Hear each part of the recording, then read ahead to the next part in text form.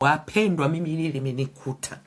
Subirini ushuhuda wangu. Nimekutana naamini na malaika. Tena sio zamani. Hivi ni lini?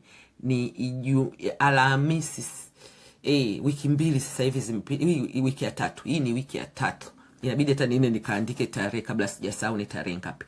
Lakini nilikuwa ni mtu ambaye alionekana ni mtu anaonekana ni homeless.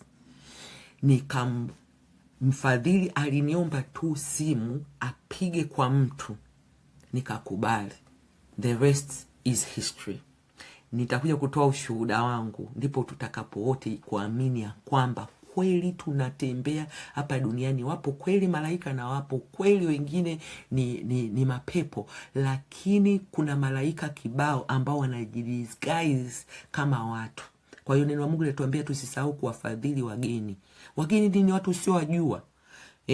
Anasema kwa sababu watu wengine wamekaribisha malaika pasipo kujua. Wakumbukeni hao waliofungwa. Kuna watu ambao wamefungwa, tunaweza tukawaacha. Anasema kana kwamba mmefungwa pamoja nao na hao wanaodhulumiwa, kwa vile ninyi nanyi